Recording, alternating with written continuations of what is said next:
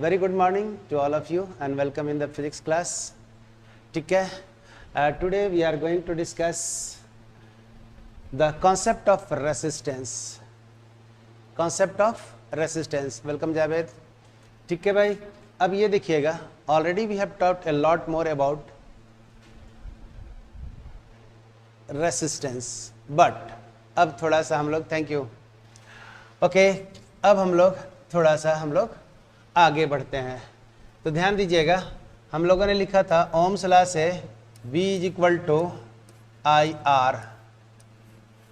Here is the resistance. और हम लोग को लिखा था J is equal to sigma into E. लिखते चलिएगा. Okay, this is Ohm's law in the vector form. शायद आपको हमने ये पढ़ा रखा है कि if there is a resistance and current is allowed to pass through the resistance, then potential developed across the resistance is given by V equal to I R. बहुत सारी बात लिखेंगे.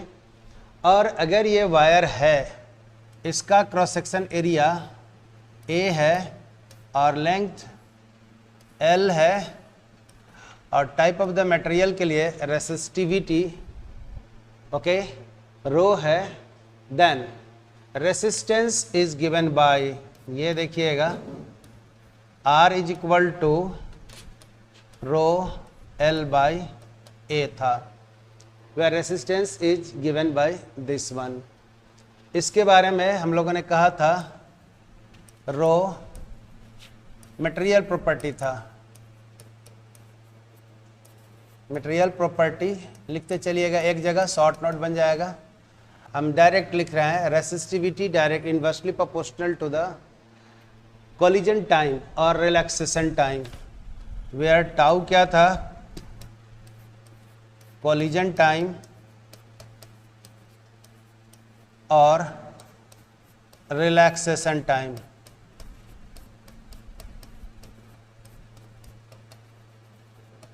ओके, एंड यहाँ से हम लोग ये भी पढ़े हैं tau is directly proportional to the temperature.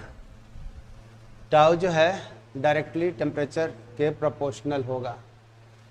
Tau ये उल्टा ना, ये देखिए ध्यान दीजिए, इंपॉर्टेंट सी बात हम लोगों ने यहाँ से लिखा था कि अगर टाउ का मान हम लोग कह देंगे, टेम्परेचर बढ़ा देंगे.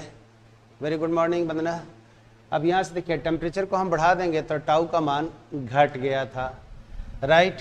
तो टाउ और टेम्परेचर में रिलेशन ऐसे था, याद कीजिए कि if will increase the temperature then collision will happen frequently, that is time period of collision will be small. तो टी को बढ़ा देंगे तो टाइम पीरियड छोटा हो जाएगा. टी क्या है यहाँ पर, टेम्परेचर है. टी क्या है माय डियर, ये टेम्परेचर. लिखते चलिएगा यहाँ से. इसका मतलब ये हो गया था, इससे साबित ये हो गया था कि rho is proportional to temperature. Okay, तो हम लोग यहाँ से कह देंगे, यहाँ देखिएगा, इसको अगर हम साइड में लिख देते हैं तो यहाँ से कह देंगे since rho is proportional to temperature, this implies resistance is directly proportional to temperature. ध्यान दीजिएगा, ये आपके लिए बहुत इंपॉर्टेंट होने जा रहा है न्यूमेरिकल्स पॉइंट्स ऑफ व्यू से. अभी एनसीईआरटी में हम थोड़ा देर में सॉल्व करेंगे सब ना. चेक ऑब्जेक्टिव क्वेश्चन थ्योरेटिकली रहेगा तो हम लोग आराम से कर लेंगे. Already we have discuss all the stories about this expressions, है ना. तो रेसिस्टिविटी मटेरियल प्रॉपर्टी था और ये कोलिजन टाइम के उल्टा में रिलेशन था. ठीक है भाई, और कोलिजन टाइम भी इन्वर्सली रिलेटेड था टेम्परेचर का. टेम्परेचर बढ़ा देंगे, फ्रिक्वेंट कोलिजन होगा, टाइम पीरियड छोटा होगा, और टाइम पीरियड छोटा हो जाएगा तो हम लोग देखिए जल्दी जल्दी कोलिजन होगा. ये टाउ स्मॉल होगा और टाउ स्मॉल होगा तो रो का मान बड़ा होगा. इसका मतलब टेम्परेचर में और रेसिस्टिविटी या रेसिस्टेंस में डायरेक्टली का रिलेशनशिप होता है. And this relationship this could be written as, ये देखिएगा, R T is equal to R0 1 plus alpha delta T. ध्यान दीजिएगा, this is the expression for the variation of resistance with temperature. तो हम लोग यहाँ से एक यूनिट ले लेते हैं, ये देखिएगा जो लिखे हैं, सो क्या लिखें, variation of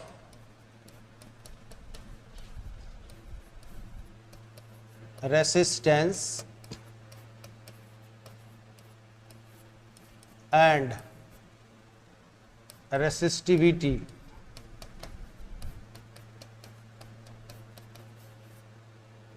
with temperature। Expression है, specially I am writing this one for the conducting material. ये देखिएगा हम सुपर कंडक्टर की बात भी नहीं कर रहे हैं और सेमी कंडक्टर की बात भी नहीं कर रहे हैं। I am talking about the conducting materials. For conducting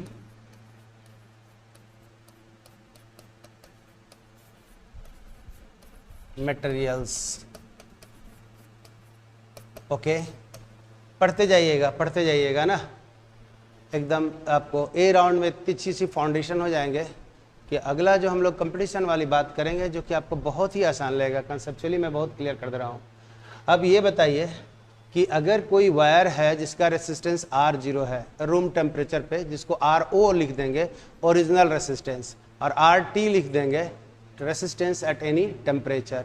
तो जैसे जैसे हम लोग टेम्परेचर को बढ़ाएंगे तो फ्री इलेक्ट्रॉन्स है उसका मोशन बढ़ जाएगा, फ्रीक्वेंट कोलिजन होगा तो कोलिजन टाइम कम हो जाएगा, तो रेसिस्टिविटी बढ़ जाएगा तो रेसिस्टेंस भी बढ़ जाएगा। ये कहानी हमने समझा रखा है, दिखा भी रखा है। तो हम लोग यहाँ से ये लिखने जा रहे हैं कि व्हेन टेम्परेचर इज इंक्रीज्ड, ठीक है ना, लिखिएगा when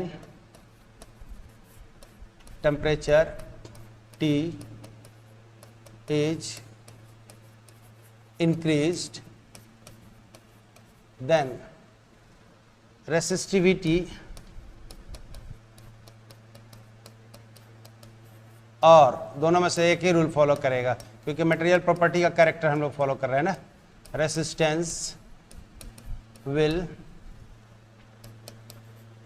increase which is given as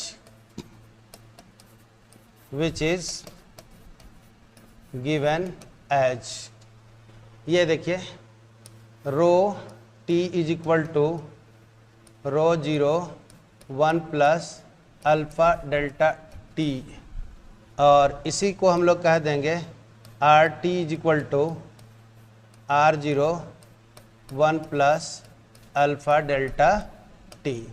ध्यान रखिएगा, ये आपका मटेरियल प्रॉपर्टी पे बात कर रहे हैं। अभी हम ज्योमेट्री पे नहीं कुछ बात किए हुए हैं, इसलिए मटेरियल प्रॉपर्टी बात करेंगे तो रेसिस्टिविटी के लिए और रेसिस्टेंस के लिए एक्सप्रेशन ऑलमोस्ट सेम आएगा। इसमें L/A और इसमें L/A से गुना कर दीजिएगा तो ये रेसिस्टिविटी वाला कॉन्सेप्ट कहाँ पे आ जाएगा, रेसिस्टेंस में। इसीलिए हम लोग चल रहे हैं। और अभी हम किसके ऊपर, तो मटेरियल प्रॉपर्टी के ऊपर बात कर रहे हैं, करेक्ट ना। तो रेसिस्टेंस और रेसिस्टिविटी टिकमार में ये वाला ऊपर वाला भी रहता है, नीचे वाला जनरल फार्मूला है। अगर यहाँ ऊपर वाला भी पूछ लिया तो बहुत आराम से लिख लीजिएगा। हम लोग ये क्या कह देते हैं, R0 लिखने का मतलब ये समझिएगा रेसिस्टेंस एट 0 डिग्री भी कहता है, या आप इसको समझिए original resistance at original temperature. मतलब स्टार्टिंग का टेम्परेचर आपको 0 भी हो सकता है, 10 भी हो सकता है, 25 भी हो सकता है, 27 भी हो सकता है, 50 भी हो सकता है, उससे मेरे को मतलब नहीं है। तो हम लोग कह देंगे resistance at original temperature. Original temperature 0 भी हो सकता है, 0 नहीं भी हो सकता है। तो लिखते चलते हैं रेसिस्टेंस, सिमिलरली रेसिस्टिविटी भी लिख देंगे, resistance at original temperature. Okay, तो ओरिजिनल टेम्परेचर से हम लोगों ने इसको कह देंगे, मान लिया दिस इज T1, इसी को हम लोग कह देते हैं इनिशियल टेम्परेचर, समझिएगा, और करके लिख देते हैं और इनिशियल टेम्परेचर। कोई भी हम लोग सवाल बना रहे हैं तो शुरू का टेम्परेचर क्या है उसको हम लोग T1 नाम दे देंगे, और उस समय जो रेसिस्टेंस है RO से लिख देते हैं, जिसके लिए हम लोग कहते हैं ओरिजिनल रेसिस्टेंस। शुरुआती रेसिस्टेंस क्या था। ओके, आगे हम लोग देखते चलिए, लिखते चले हैं ना भाई। से दिस वंस RT हम लोग कह देंगे resistance at any temperature, resistance at any temperature, similarly resistivity at any temperature ऊपर वाले के लिए। तो हम नीचे का सिंबल ले रहे हैं, ऊपर का अपने आप हो जाएगा ना। तो हम लोग कह देंगे रेसिस्टेंस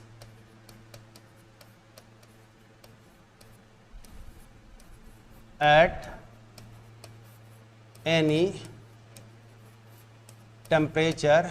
हम लोगों ने मान लिया से इट इज से T2, जिसको हम लोग कह भी देते हैं कभी कभी, ध्यान रखिएगा आप लोग का नाम जिससे डब्लू बब्लू अलग अलग होता है ना, वैसे ही यहाँ भी है। से T2 को हम लोग फाइनल टेम्परेचर भी कह देंगे।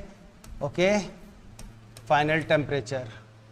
ओके, एक टेम्परेचर से दूसरे टेम्परेचर तक जो हम लोगों ने गर्म करते हैं या ठंडा करते हैं, दोनों बात हो सकता है। अगर टेम्परेचर को घटाएंगे तो रेसिस्टेंस घटेगा, टेम्परेचर को बढ़ाएंगे तो रेसिस्टेंस बढ़ेगा।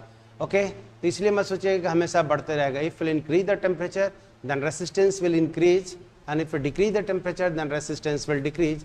एंड ये प्रॉपर्टी का ज़बरदस्त यूज स्टील प्लांट में ही होता है ना।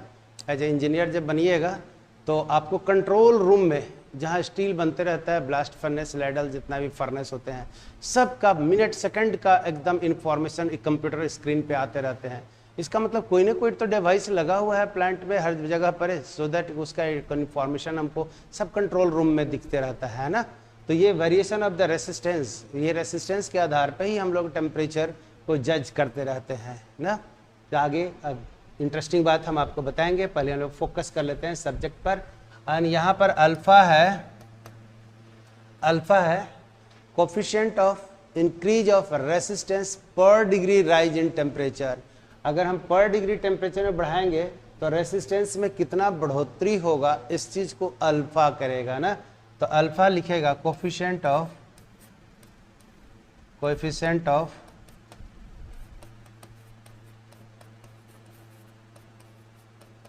राइज और इंक्रीज ऑफ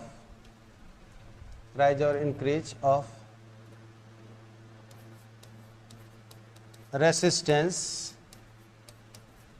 पर डिग्री इंक्रीज इन टेम्परेचर, पर डिग्री इंक्रीज इन टेम्परेचर। ठीक है भाई, कोफिशिएंट है। 1 डिग्री अगर हम लोग बढ़ाएंगे टेम्परेचर का तो कैसे कैसे हम लोग को रेसिस्टेंस बढ़ेगा, ये अल्फा का मान दे देगा। ठीक है भाई, और डेल्टा टी के बारे में समझिएगा। इंक्रीज इन टेम्परेचर या चेंज इन टेम्परेचर, जो इंक्रीज रहेगा तो डिक्रीज रहेगा तो क्या, चेंज इन टेम्परेचर। इसको आप लिख सकते हैं T2 माइनस T1। अगर हम लोग टेम्परेचर बढ़ाएंगे तो T2 माइनस T1 प्लस होगा, और टेम्परेचर घटाएंगे तो T2 माइनस T1 माइनस होगा। मान लीजिए कि आपके पास 50 डिग्री टेम्परेचर है और 20 पे ले आए, तो 20 माइनस 50 कीजिएगा तो माइनस आ जाएगा ना। और अगर 20 पे था और 70 पे ले गए तो 70 माइनस 20, तो ये आपका प्लस भी आ सकता है और माइनस भी आ सकता है, डिपेंड करता है कि फाइनल टेम्परेचर हाई है कि लो है। क्लियर हो गया होगा ना। तो आपको दोनों तरह से चीज़ें आएंगी, कहीं कोई प्रॉब्लम नहीं है। ठीक है भाई, तो ये variation of the resistance with the temperature, ये हम लोगों को लिखा हुआ था। ये मेटालिक के लिए लिखा हुआ है, इसके ऊपर आपका सवाल है। ठीक है भाई, तो ये टेम्परेचर से रिलेटेड कॉन्सेप्ट है, राइट। अब टेम्परेचर से रिलेटेड कॉन्सेप्ट को अगर हम लोग डील कर लिए तो इस पर आपको सवाल भी है, अभी हम लोग तुरंत ले लेते हैं। तो उसके बाद हम लोग चलते हैं resistance based on the geometry of the wire का अगर हम ज्योमेट्री को बदलते जाएंगे, कभी लेंथ को बढ़ा देंगे, कभी एरिया को बढ़ा देंगे, कभी लेंथ को घटा देंगे, ठीक है भाई, कभी क्रॉस सेक्शन एरिया का वेरिएशन कर देंगे, तो हमारे पास कैसे आएगा। ठीक है भाई, तो आप इसको देखिए, हमारे पास सब लिखते चले हैं और उसके बाद कॉम्बिनेशन ऑफ द रेसिस्टेंस में लिखेंगे रो। आइए, तो हमारे पास 3.5, 3.6, 3.7 आपका एनसीईआरटी का बुक है, तो खोल लीजिए। आगे बढ़ने से पहले इसको हम लोग तोड़फोड़ कर लेते हैं। दिस इज द कॉन्सेप्ट, और based on this concept we have the numerical problems. Okay, तो हम आपको पढ़ दे रहे हैं। आपका एनसीईआरटी यूनिट 3 3.5 आप ले लेते हैं, 3.6 ले लेते हैं, 3.7 हम सवाल को ले लेते हैं 3.8, इसी तरह का सारा इसी पर है सर। डन। तो हम आगे बढ़ते हैं माय डियर। चलिए, बहुत ही अच्छा, क्लियर है ना, इस कॉन्सेप्ट में कोई दिक्कत नहीं होगा। तब आगे आइए, हम लोग ये ले लेते हैं, ये देखिए फर्स्ट हम लोग लेते हैं 3.6 का। 3.6 एनसीईआरटी आप लोग रखिए अपने हाथ में, कहीं कोई दिक्कत नहीं है, ठीक है भाई। हम लिख दे रहे हैं एनसीईआरटी, ओके। 3.6 क्वेश्चन नंबर है, क्वेश्चन है 3.6 में हम पढ़ दे रहे हैं, a negligible small current is pass through a wire of length. चलो भैया हम एक वायर बना दिए, ओके, वायर बना दिया। जस्ट जैसे इसे कहता है वैसे वैसे हम काम कर देते हैं। Negligible small current is pass through a wire of length L is equal to, आपके पास दिया हुआ है, ये देखिएगा 15 metre and uniform cross section area, A का मान आपके पास दिया हुआ है, this is your uniform cross section area and this value is 6.0 into 10 to the power -7 metre square है, 5 ओम। ये मेजर कितना किया गया है, 5 ohm. What is the resistivity of the material at the temperature of the experiment. Okay, हमारे पास कह रहा है रो का मान, व्हाट इज रेसिस्टिविटी, एकदम सस्ता प्रॉब्लम है, इसमें तो कोई प्रॉब्लम ही नहीं है। Okay, what is resistivity, we have to find the resistivity value. Check कीजिए, आई सपोज कि this question is very simple, एकदम सिंपल ही नहीं है, सिंपल का भी सिंपल में नीचे आ गया, क्योंकि आप लोग सब जान रहे हैं कि L दिया हुआ है, A दिया हुआ है, R दिया हुआ है, we want resistivity of the wire. तो इसमें करना क्या है माय डियर, आप लोग सब जानते हैं कॉन्सेप्ट, आई सपोज कि क्वेश्चन क्लियर होगा। There is a wire of length, how much, there is a wire of length 15 metre, which area of cross section is 6.0 into 10 to the power -7, सब लोग का आ रहा है answer, and resistance is 5.0 ohm. Then our aim is to calculate the value of resistivity. We know these ones, R is equal to rho L by A. This formula we know these ones. Resistance value सबको पता है, अगर ये पता है तो हमारे पास ये कह देंगे rho is equal to R into A by L.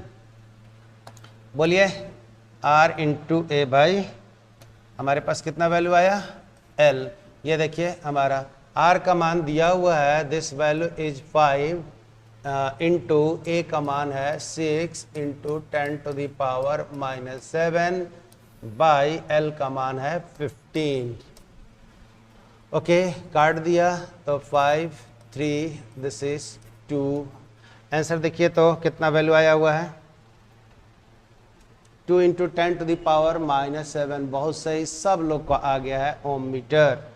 2 into 10 to the power, तो रो का मान है 2 into 10 to the power -7 ohm metre.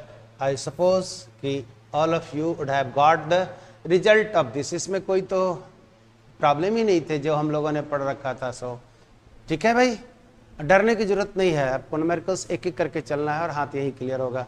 बोलिए सब लोग, yes everything is okay sir. At room temperature के लिए हम लोगों ने नाम दे देते हैं T0 या नाम दे दीजिए T1, इनिशियल टेम्परेचर के बारे में हम लोगों ने बात कर देते हैं। तो एट रूम टेम्परेचर नाम दे दिया, this is T1 equal to 27 degree centigrade. The resistance of the heating element is, resistance of the heating element is, शुरुआत वाला का वैल्यू ओरिजिनल के लिए हम लोग R0 का मान कितना लिखे हैं माय डियर, 100 ओम। कितना मान लिखे हैं हम लोग, 100 ओम। लिखते चलिए, जैसे जैसे सवाल कह रहा है वैसे वैसे लिखते जा रहे हैं। What is the temperature of the element if the resistance is found to be? T2 is what if resistance RT is found to be, लिखा हुआ है my dear 117 ohm. Okay, given that the temperature coefficient of the material of the resistor is, ये देखिएगा alpha का मान आपको दिया हुआ है, अल्फा का मान टेम्परेचर कोफिशिएंट, इसी को हम लोग कहते हैं, या rise in resistance with increase in temperature, that is called temperature coefficient. मान दिया हुआ है 1.7 इंटू 10⁻⁻⁴ लिखा हुआ है पर डिग्री सेंटीग्रेड। देखिएगा यहाँ से लोगों में डाउट उठता है कि सर इसको हम लेंगे क्या ना, बहुत लोगों का आंसर भी आ गया है और सही भी आ रहा है। ठीक है, इसको लगता है कि सर इसको हम डिग्री सेंटीग्रेड में लें कि केल्विन में लें, तो चेंज इन टेम्परेचर होता है, इसलिए आप डिग्री सेंटीग्रेड में बदलें या केल्विन में भी डायरेक्ट रख दें, आपको कोई दिक्कत नहीं है, क्योंकि change in T2 minus T1 की बात करने आते हैं। T2 माइनस T1 करेंगे तो डिफरेंस इन टेम्परेचर का मान डिग्री केल्विन में और डिग्री सेंटीग्रेड में दोनों में वैल्यू जस का तस रहता है। तो हमारे पास ये देखिए सब मान दिया हुआ है, तो लगा दीजिए RT इक्वल टू R0 लिखिए, इसमें RT is equal to R0 1 plus alpha delta T, यही हम लोगों ने रखा हुआ है। RT equal to R0 1 plus alpha delta T, ये वाला वैल्यू है 117, this is equal to 100 and this is equal to 1 plus alpha and this is delta T. Okay, आप जरा सा देखिएगा तो हमारे पास आ गया 117 by 100 is equal to 1 plus alpha delta T. Correct है, सब लोग का आंसर भी आ रहा है, तो मेरे लिए बहुत खुशी की बात है कि आप मेरे से पहले बना रहे हैं। और जिस दिन छात्र लोग टीचर से आगे चलने लगता है उस दिन ये चौड़ा हो जाता है ना। आपको मैं बता रहा हूँ कि कुर्सी का ठिकाना नहीं रहता है, इसका मतलब ये लगता है कि मैंने जो पीछे पढ़ाया ये आपको क्लियर हो चुका है। ठीक है ना, ये मेरे पैरेलल चलने लगेगा, मेरे से आगे चलने लगे, तो हम लोग को बहुत खुशी मिलती है कि चलो यार ये हम लोगों को मेहनत सार्थक हुआ। आप लोग बहुत लोग को आंसर आ भी रहा है एंड ट्राई योर बेस्ट, और सबका आ भी जाएगा। तो अब ये बताइएगा कि 1.17 minus 1 this is alpha delta T, ये वाला बात हो गया। तो हमारे पास डेल्टा टी का मान ये देखिए, अल्फा इज इक्वल टू मेरे पास वैल्यू आया 0.17, तो डेल्टा टी का मान है कितना, डेल्टा टी का मान क्या है 0.17 बाई अल्फा। आपके पास कितना वैल्यू लिए हुए हैं, अल्फा का मान कितना लिए हुए हैं देख लीजिए, यहाँ पर लिखा हुआ है 1.7 इंटू 10⁻⁻⁴। वाह, डाटा बड़ा सही है, 1.7 इंटू 10⁻⁻⁴। और भी बात को देखिए, डेल्टा टी है क्या my dear, this is T2 minus T1, delta T है क्या, delta T is this and this is equal to हमारे पास है 0.17 इंटू 10⁻, हमारे पास ऊपर जाके यह 4 हो गया और दिया वैल्यू है 1.7। अब आप लोग काटना पिटना है उसको काट पिट दीजिए, अगर काटिएगा तो ये 1.7 है एक ठो करके, और यहाँ 10⁻³ कर दीजिए और ये भी कर दीजिए 1.7। देख लीजिए यहाँ पर जो हम लोगों ने मैनेज किया है, एक 10 निकाल के यहाँ गुना कर दिए, 1.7 बराबर हो गया। एंड ये वाला T2 है और ये वाला 27 डिग्री सेंटीग्रेड है। ओके, जैसे ही हम इसको काट दिए तो ये वाला वैल्यू हमारे पास कितना आया 1000, T2 minus 27 degree centigrade that is equal to 1000 degree centigrade में है, तो T2 is equal to 1000 plus 27। सही आया हुआ था भाई, कुछ लोगों का हमने रिजल्ट देख रहा था 1027 डिग्री सेंटीग्रेड। केल्विन में रहे तो 273 और जोड़ दीजिएगा आंसर में। अगर एब्सोल्यूट टेम्परेचर T2 के लिए पूछ दे तो T2 is equal to 273 plus 1020, हमारे पास वैल्यू है 1027। ओके, तो वैल्यू आपके पास आ रहा होगा 10 दोबारा और 1300 आ रहा होगा ना केल्विन। चेक कीजिए, तो चेक कीजिए कि सर एवरीथिंग इज ओके। तो हम लोगों ने इस चीज़ को इस तरह से लिख दिया है। जल्दी माइडिया जल्दी बताइए कि सर ये हमने पढ़ा और ये कॉन्सेप्ट क्लियर हो गया है। मेंटेन कीजिएगा, हम यूनिट वाइज यूनिट ले रहे हैं ना, एक एक वर्ड पे हम एक एक क्लास ले लेंगे आपका, ठीक है। उसके बाद देखिए कितने मज़े आने वाले हैं। सो सीधे रस में क्लियर है। चलिए आयुष, वेरी गुड। तो ये आपके पास दोनों तरह से हो गया। एक अगला क्वेश्चंस भी हम लोग ले लेते हैं, 3.7 भी ले लेते हैं, उसके बाद हम फिर आगे बढ़ते हैं। स्टार्ट करें। 3.7 क्वेश्चन नंबर है 3.7। जो टॉपिक मैंने पढ़ लिया कॉन्सेप्ट को, हम उसको निकाल लेते हैं। 3.7 क्वेश्चन है, I just spell it. A silver wire has a resistance of 2.1।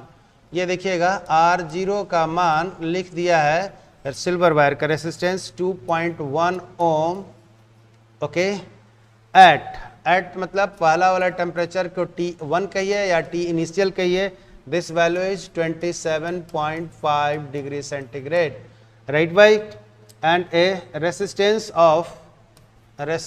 Of RT is equal to लिख देते हैं 2.7 ओम एट T2 का मान दे दिया है आपके पास 100 डिग्री सेंटीग्रेड। कोई टेंशन नहीं है, ये केल्विन में रहता तब भी बात बराबर है, क्योंकि हमें डिफरेंस लेना है, राइट भाई। Determine the temperature coefficient, wow, निकालना है। डिटरमिन द, सबसे निकल जाएगा, डिटरमिन द टेम्परेचर कोफिशिएंट। पहले हम आपका किताब पढ़ा दे रहे हैं, तब मेरा फाइल को थोड़ा सा पढ़िएगा आप लोग, बहुत सारी बातें हैं जो हम बोलेंगे। टेम्परेचर कोफिशिएंट ऑफ, है ना, temperature coefficient of resistivity of silver, temperature coefficient of resistivity. चलो ठीक है, कोई इसमें टेंशन नहीं लेना है। अल्फा का मान निकालना है, सीधा सीधी हम लोग बात कह देंगे, तो alpha is equal to what. तो हमको नहीं लगता है कि इसमें किसी को परेशानी है। हाँ जी, हम लोग क्या लिखेंगे, तो सॉल्यूशन के लिए बहुत सही से बात हम लोग कर देंगे। तो this value comes out RT is equal to R0 1 plus alpha delta T। और ये देखिए हम लोगों को क्या लिखने जा रहे हैं, तो ऐसे समझिए RT is equal to R0, या आप यहीं पर डिवाइड कर दीजिए शुरू में, तब भी आपका सही है, या एक्सपेंड करके लिखते सब भी है। ये देखिएगा RT by R0 is equal to 1 plus alpha delta T। ध्यान दीजिए हमारे पास है RT by R0 minus 1 is equal to alpha delta T। ध्यान दीजिए हमारे पास अल्फा डेल्टा T का मान बेसिकली है क्या, T2 minus T1, and this is equal to, सजा देते हैं RT minus R0 by R0, ऐसे लिख दिए हैं। ये देखिएगा तो अल्फ़ा का मान हमारे पास ये आ गया RT minus R0 by R0 into 1 by T2 minus T1। ये देखिए तो this is the expression. Physics जब बनाते हैं तब पहले सिंबल में बना लेते हैं, फाइनल में डेटा रख देते हैं। तरीका ये है, कोई भी सवाल अगर लेना है तब पहले सिंबलिकली सॉल्व कर लीजिए और फाइनल में डेटा रख दीजिए, शुरू में डेटा नहीं रखना चाहिए ना। तो RT का मान आपको दिया हुआ है, रेसिस्टेंस कितना 2.7 दिया हुआ था, तो रख दीजिए 2.7 minus 2.1, very good, by 2.1 into 1 by 100 minus 27.5, 27.5। उम्मीद करते हैं कि ये सारे मान आप लोग लिखे हुए हैं, एंड काट पिट कर दीजिए। तो अल्फ़ा इज इक्वल टू, यहाँ से देखिएगा 0.6 by 2.1 into this value is, यहाँ से हमारे मान आता आपका 72.5 आ रहा होगा। अगर इसको आप केल्विन में भी 100 और 27 को लीजिएगा तो 273 कट जाएगा, इसीलिए आप डिग्री में लो या केल्विन में लो, कोई दिक्कत नहीं है। तो वैल्यू आपको कैलकुलेशन कीजिए जल्दी से, काट पीट आप लोग कीजिए, कितना आ रहा है, पॉइंट सब छोटा सा मान आएगा 0039 ये सब आपका कैलकुलेशन करके देख लीजिए आप लोग। ये है आपका 3 से काटिए, दशमलव को हटा दीजिए, 6/21 6/21 7 कट पिट कीजिएगा तो 0.0039 0.39 पर डिग्री सेंटीग्रेड लिखा हुआ है, पर डिग्री सेंटीग्रेड, तो that is not the issue. Cut लीजिए तो आपके पास तुरंत आ जाएंगे। This is the value, yes, ये हमारे पास मान जो आया आपके अल्फा। ओके, इससे आगे बढ़ने से पहले उसके आगे वाला क्वेश्चन भी कुछ ऐसा ही है, लेकिन उससे आगे बढ़ने से पहले कुछ नया कॉन्सेप्ट ले लेते हैं। तो concept of resistance related to the geometry of a wire, topic का नाम दे देते हैं। हम टेम्परेचर पे बात कर लिए, ठीक है ना। अब हम थोड़ा सा ज्योमेट्री पे बात कर लेते हैं, और ज्योमेट्री में बहुत खेला है, तो हम अभी एक टाइप का बात कर लेते हैं। दूसरा टाइप आपकी किताब में लिखवे नहीं किया, लेकिन IIT के पेपर में आया हुआ है, हम थोड़ा सा झलक दिखलाएंगे ना। तो ये देखिएगा, टॉपिक का नाम लिख दीजिए। टॉपिक का नाम तो हम लोग कह देंगे concept of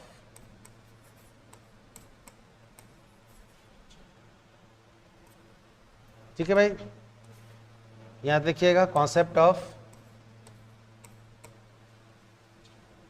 resistance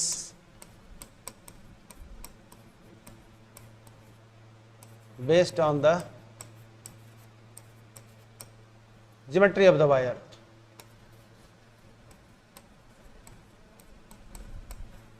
geometry of the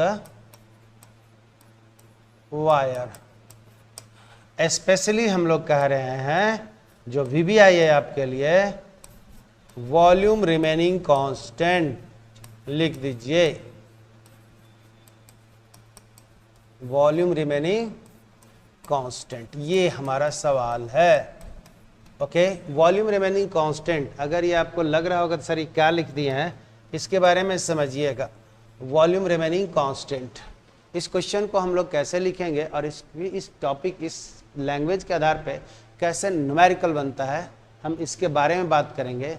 साथ में हम लोग ये देखेंगे कि अगर हम लोग करंट का डायरेक्शन, एक ब्लॉक है और करंट का डायरेक्शन हम बदल देते हैं तो रेसिस्टेंस का मान बदल जाता है। ब्लॉक वही का वही है, डायरेक्शन बदल देंगे तो मान बदल जाता है। कमाल हो रहा है। अभी हम सबके बारे में बात करते हैं।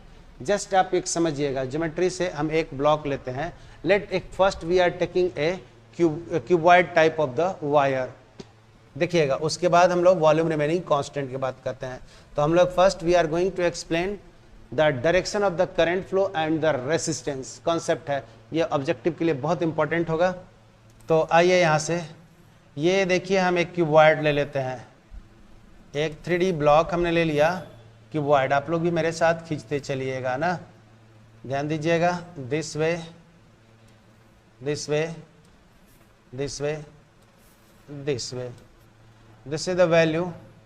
ये आपका है x, this is y and this is z, correct है। दिस डायरेक्शन इज, इसका A मान है, इसका B मान है और इसका C मान है। Okay, this is the block और this is the conducting block, ठीक है। And block geometry is what, it is a cuboid which side length is A, B and C, correct है। Side length is A, B and C। अब मेरे पास जो concept हम लेने जा रहे हैं, करंट हमने ऐसे दिया और करंट हमने ऐसे निकाल लिया। रेसिस्टिविटी इस वायर का रो है, तो what is the resistance value? Can anybody right what is the resistance value? Resistance का मान कितना होगा? आप इसका मान बता सकते हैं। Direction of the current flow मैंने दे दिया। If current is moving along the Y axis, current is moving along the Y axis, then तो हम आई वाई कह देंगे इसको ना। ये देखिए, इसको हम लोग आई वाई कह देते हैं। अगर एक्स डायरेक्शन में कह देंगे तो इसको हम लोग आई एक्स कह देंगे। इसका मतलब current is moving along the Y axis, Y के पैरेलल है ना करंट, इसीलिए हमने ऐसा ले लिया। Then what is the value of the resistance of this block for this type of the current flow? अगर करंट इधर से इधर जाएगा तो हम लोग B/AC, ये सही आया है। देखिए यहाँ से किसने लिखा था भाई, ये देखिए रेसिस्टेंस के लिए तो हमेशा देखिएगा length of the wire is always taken in the direction of the current flow. फिर से, length of the wire is always taken in the direction of the current flow and area of cross section is always at right angle to the direction of the current flow. ये concept कभी भूलना नहीं है ना, हम note करके यहाँ लिख दे रहे हैं ना, ध्यान दीजिएगा। नोट करके लिख रहे हैं, ध्यान दीजिए आप लोग, ठीक है।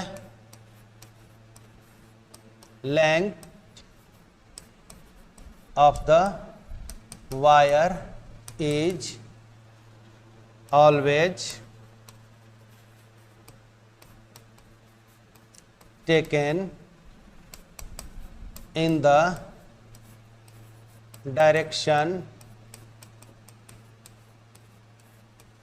direction of the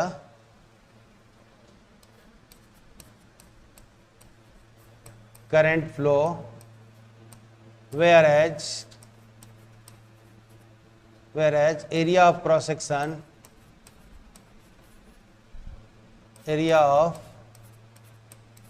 cross section is normal, area of cross section is normal to the direction of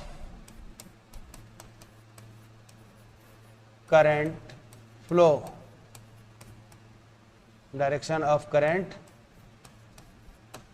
this is the concept. इस कॉन्सेप्ट से आपको कहीं डाउट नहीं उठेगा लिखने के लिए।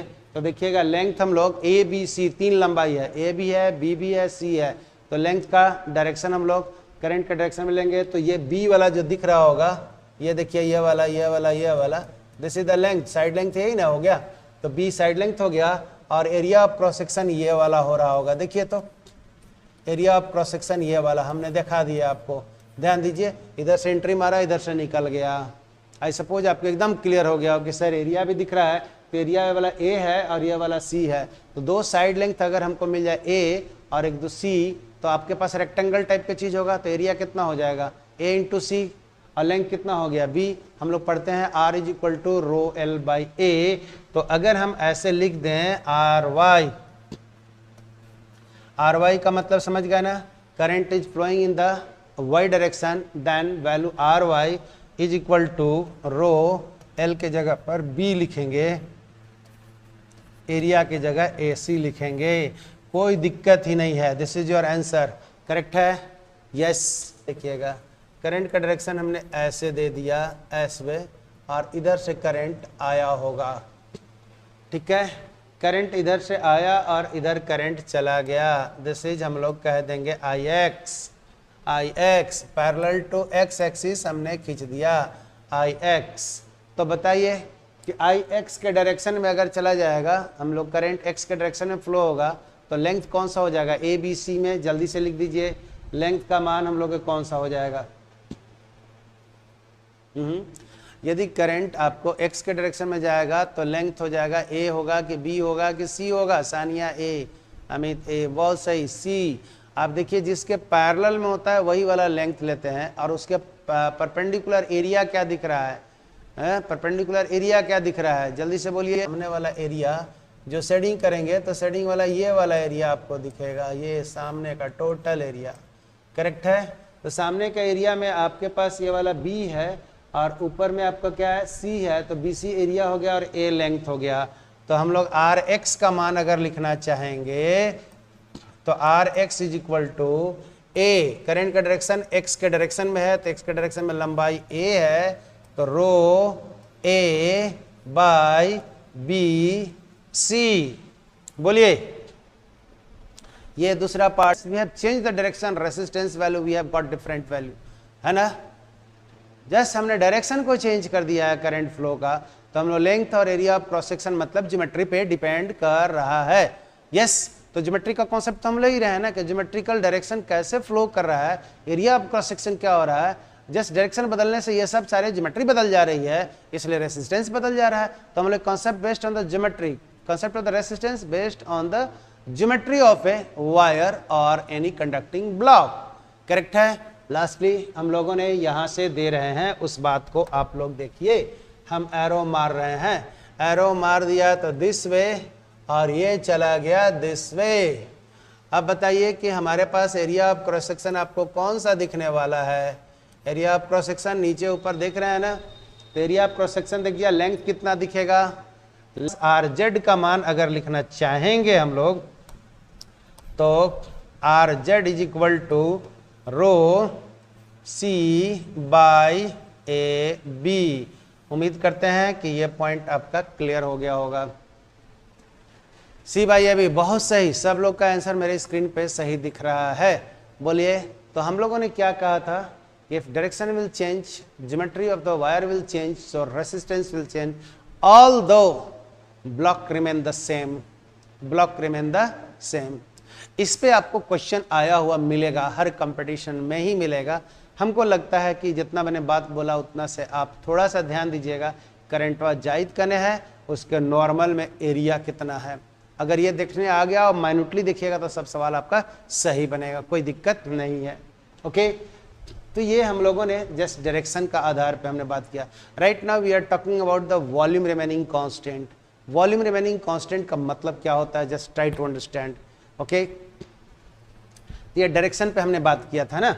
अब हम लोग दूसरा वाला पार्ट जो था हम लेने जा रहे हैं, volume of the wire remain constant. Volume of the wire remain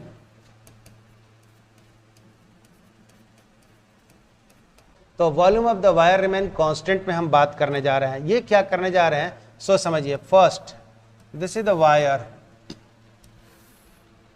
okay, और ये वायर का लेंथ को ये समझिएगा हमने L0 कह दिया, और ये एरिया ऑफ क्रॉस सेक्शन जो ले लिया उसको हम A0 कह दिया, और रेसिस्टेंस को हम लोगों ने R0 कह दिया, और रेसिस्टिविटी तो रो होगा, सो होगा। इसका मतलब there is a wire of original length L, area of cross section A, having resistivity rho, then resistance value is R, which is given as R is equal to R0 is equal to rho L0 by A0, number 1, this is number 1। अब हमारे पास क्या करने जा रहे हैं, ये देखिए, ध्यान दीजिएगा। दिस इज द डायग्राम, थोड़ा सा हम लोग मोटा पतला हो गया है, हम लोगों ने ऐसा कर दिया है। ओके, सी दिस वन, हम लोगों ने क्या कह दिया, this is A, length is L, try to understand.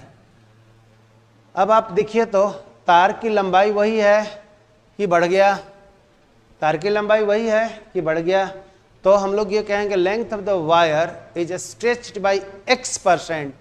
ये जो तार ऊपर वाला था उसको x% से हमने खींच दिया तो लंबाई बढ़ जाएगा, तो एरिया ऑफ क्रॉस सेक्शन क्या हो जाएगा, घट जाएगा ऑफ कोर्स। अगर कोई मोटा सा ब्लॉक है उसको अगर लंबाई को बढ़ा दीजिएगा तो आपको क्रॉस सेक्शन एरिया क्या हो जाएगा, कम हो जाएगा। बट तार तो वही ना है, मटेरियल तो वही ना है माय डियर, जो वॉल्यूम यहाँ था वही वॉल्यूम यहाँ पर है। तो हमारे पास यहाँ से कहते हैं length of the wire is increased by x%। x का मान 2, 10, 20, 50, 200, 500 कुछ भी हो सकता है। तो हम कॉन्सेप्ट ले रहे हैं कि length of the wire is increased by x%। अगर आप लोग इसको कंप्रेस कर दीजिएगा ना, अगर इसको कंप्रेस कर दीजिएगा तो डायग्राम कहीं ऐसा बनने वाला होगा, ये देखिए। ओके, अगर कंप्रेस कर दीजिएगा तो एरिया ऑफ क्रॉस सेक्शन बढ़ जाएगा और लेंथ हम लोगों को घट जाएगा। ऑन कंप्रेशन, ऑन एक्सटेंशन, दोनों क्वेश्चन हो सकते हैं ना। और कई बार IIT के एडवांस से पूछा है कि एक तार है उसका 40% को लंबाई में हम लोग खिंचाव कर रहे हैं और 60% वाला में कंप्रेस कर रहे हैं, मतलब दोनों कैरेक्टर होगा। तो हम पहले तो सीख तो लें कि भैया कैरेक्टर क्या है, फिर सोचेंगे उसके बारे में। एक साथ डुअलिटी हो जाती है तो कोई टेंशन नहीं लेने का है।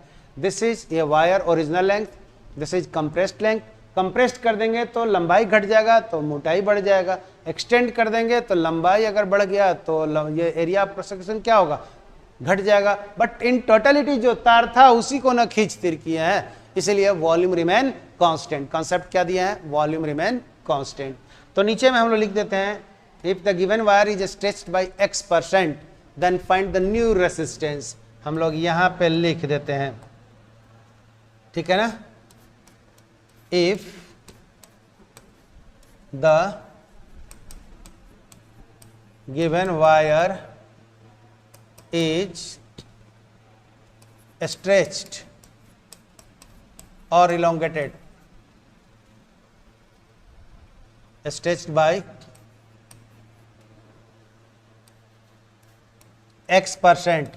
x% हम कॉन्सेप्ट ले रहे हैं, x% का मान जो मान सो हो सकता है, x%। Then find the new resistance.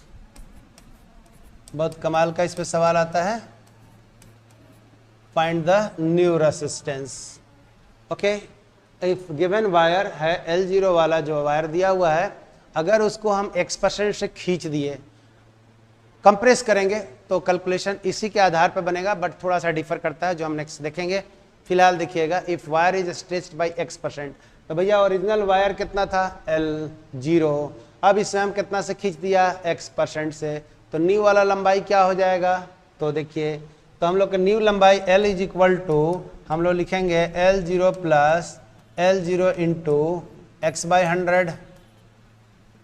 Okay, तो हम लोग कहेंगे L is equal to L0 1 plus x/100, and इसी को हम लोग कह देंगे NL0, वेयर n बराबर 1 प्लस x/100 है। छापिएगा ना, मुँह जबानी सवाल लगेगा, हम बता दे रहे हैं, अभी हम पहले कॉन्सेप्ट ले रहे हैं। बोलिए sir, this is okay, this is okay. 5 minute लेते हैं समय, कंप्लीट कर दे रहे हैं। हाँ जी, जल्दी से 5 मिनट्स में हम इसको कंप्लीट कर लेते हैं, फिर इसका एप्लीकेशन और करेंगे। ओके है, yes yes yes, Shaista Praveen, very good. Nilesh आ गया समझ में सर, कहाँ हो नीलेश, कभी अखियाँ मिलाऊं कभी अखियाँ चुराऊं, है ये तो नीलेश के लिए फिट बैठता है, क्या भैया, चलो भैया ठीक है। तो ये हमने लिख दिया है, अब अगर हम लोग यहाँ प्लस किया जब बढ़ाए थे, तो अगर ये दबाने वाली बात होगी, है ना भैया, तो हम लोग इसको क्या कर लेंगे, कंप्रेस कर लेंगे। आरती क्लियर है, बहुत सही क्लियर है। ओके, तो L बराबर L0 1 प्लस x/100, n का मान हमने रख दिया हुआ है। तो देखो नया वाला जो है, एरिया भी तो कम हो गया है ना, तो नया वाला रेसिस्टेंस हमारे पास क्या आएगा, तो नया वाला रेसिस्टेंस के लिए तुम लोग लिखोगे रो L/A, और शुरू वाला रेसिस्टेंस हमारे पास R0 का मान लिखे हुए थे। तो सोचो, एक चीज हम यहाँ पर ये वाला लिख देंगे, तो तुम लोग किसी को ऑब्जेक्ट नहीं होना चाहिए, A0 L0 बराबर AL, volume remain constant, volume remain constant. ये कॉन्सेप्ट का यूज करने जा रहे हैं, और इस कॉन्सेप्ट का हम पूरी अभी देखिए कैसे यूज कर रहे हैं। A0 L0 is equal to AL होगा। शुरुआत का जो तार का एरिया क्रॉस सेक्शन और लेंथ था सो, और बाद में लंबाई बढ़ गया तो एरिया घट गया, बट प्रोडक्ट तो तार वही का वही था, तो वॉल्यूम रिमेन कांस्टेंट। तो अब देखो, हम सुंदरीकरण करने जा रहे हैं। क्या सुंदरीकरण करने जा रहे हैं, सो समझना। ये देखिए A इंटू L हमारे पास रह रहा है, तो हम लोग यहाँ पे क्या कर रहे हैं, रो L, और यहाँ A है, L को दिया और L को ले लिया, तो मेरे पास रो L² बाई AL नंबर 2, ये लिख दिया है। जल्दी से इसको अरेंज कीजिए। तो R equal to rho L by A है, जिसमें हम L और L नीचे ऊपर दिया, तो नीचे ऊपर दिया तो यहाँ मेरे को L आया था, यहाँ पर हमने L को सजा दिया, लेकिन ऊपर में L² हो गया, L² हो गया। जस्ट बोलिए यस ओके। तो हम ओरिजिनल वाला को भी सजा देते हैं, हम ओरिजिनल वाले को भी सजा देते हैं। जल्दी से देखिए, बस 2 मिनट का काम है। ओरिजिनल वाला मेरा क्या था, तो ये देखिए हम यहाँ लिख भी देते हैं तो और अच्छा रहेगा आपको। ओरिजिनल रेसिस्टेंस क्या था, R0 is equal to rho L0 by A0। हम क्या किए, L0 दिया और L0 यहाँ भी दे दिया, तो हमारे पास आ गया रो L0 बाई A0 L0, ये नंबर 1 ओरिजिनल वाला सवाल था, इसको हमने सजाया तो ये नंबर 1 कर दिए। अब बताओ कि शुरू का रेसिस्टेंस मेरे को दिया हुआ था, शुरू का लेंथ दिया हुआ था, वॉल्यूम के बारे में आइडिया नहीं था, बट बाद का लेंथ कितना हो गया, तो हम लोग यहाँ से देखिएगा, बाद वाला लेंथ हम लोगों ने निकाल रखा है n इंटू L0 टाइम्स। बोलिए भाई, बोलिए जल्दी से।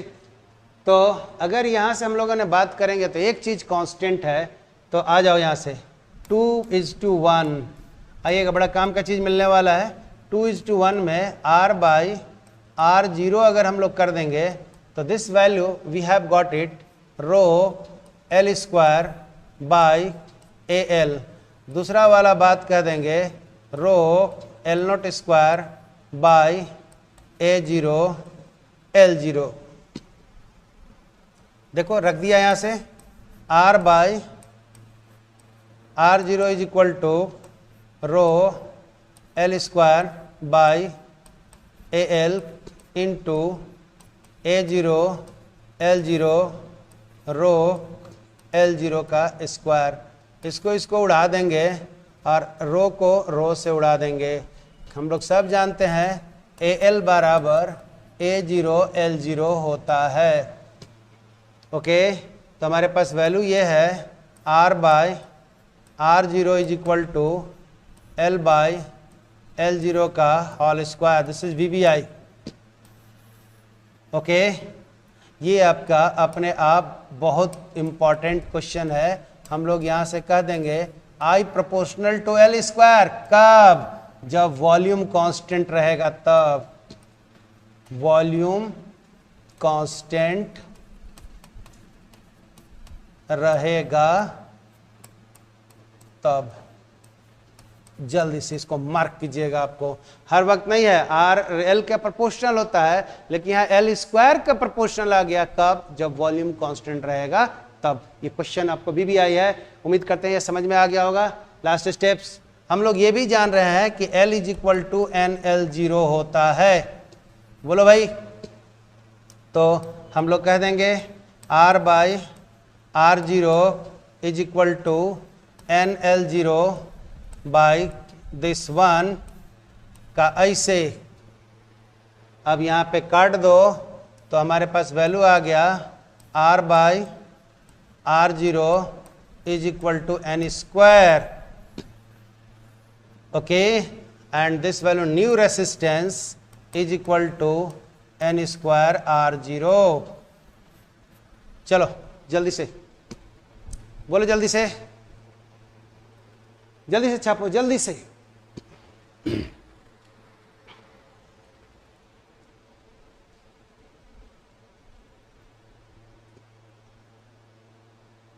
क्लियर है? Yes, understood. एनीवन? कोई डाउट की बातें नहीं है। हम तो एकदम स्टेप बाय स्टेप लिखते चले गए हैं, है ना। इसको घर पे 2 बार हम ये वीडियो अपलोड भी कर देंगे। आप इसको 2 बार 3 बार देखिएगा, कहीं कोई दिक्कत नहीं है। ये आपको समझ में आना चाहिए, ठीक है। थोड़ी सी बात को समझ लीजिए।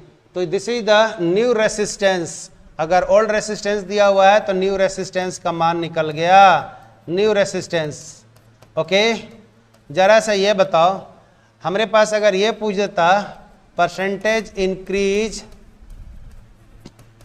इन द रेसिस्टेंस, जो क्वेश्चन पूछता है, आज हम कॉन्सेप्ट दे रहे हैं, नेक्स्ट मुंह जबानी आपसे काम करेंगे।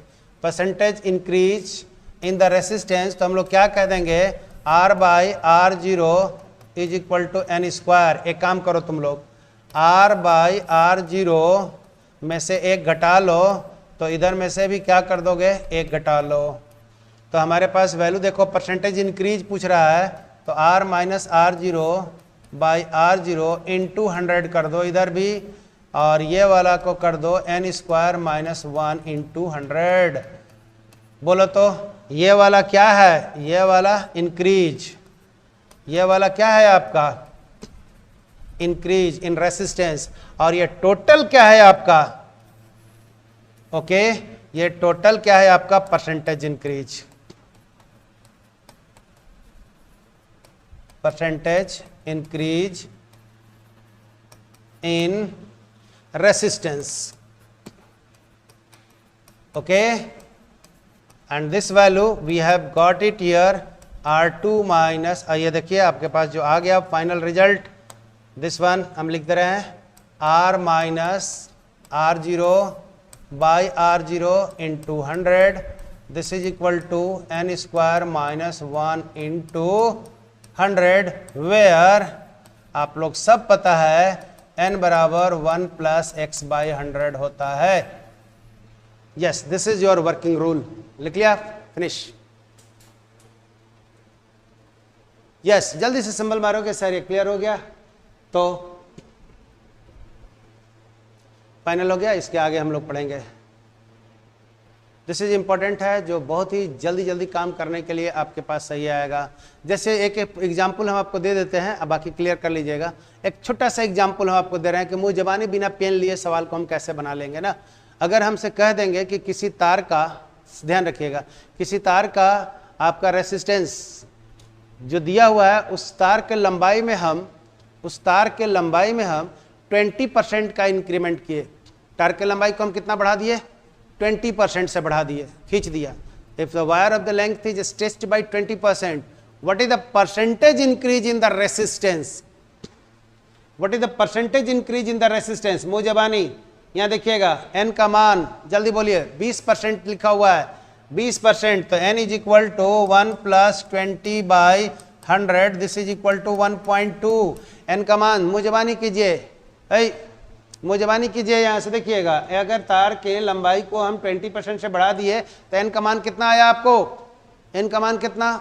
1 + 20/100 मतलब 1.2। अब बताओ कि 1.2 का स्क्वायर, यहाँ देखो रखा हुआ है, परसेंटेज इंक्रीज के लिए मेरे पास फॉर्मूला ये दे दिया, 1.2 का स्क्वायर करो और 1 घटा के 100 से मल्टीप्लाई करो। बोलो जल्दी से, तो वह 1 घटाएंगे तो 1.44 - 1 × 100 कितना आया? देखो तो, देखो जल्दी से देखो कितना आया?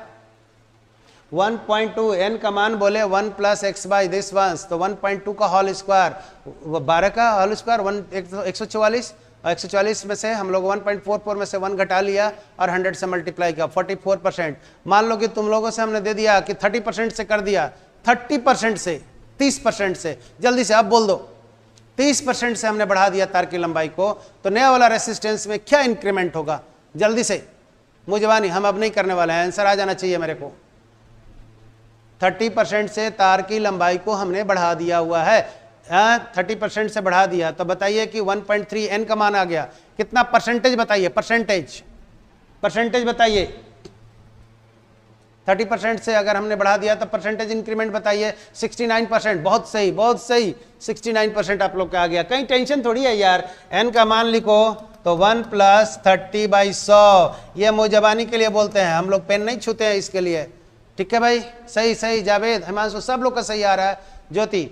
तो आपके पास ये 1.3 n² + 1 n² - 1 × 100 है भाई, तो n² का मान 1.3 का होल स्क्वायर -1 × 100 लगा दो, तो दिस इज इक्वल टू 1.69 - 1 × 100, ये सबको आ रहा होगा, दिस इज 69%।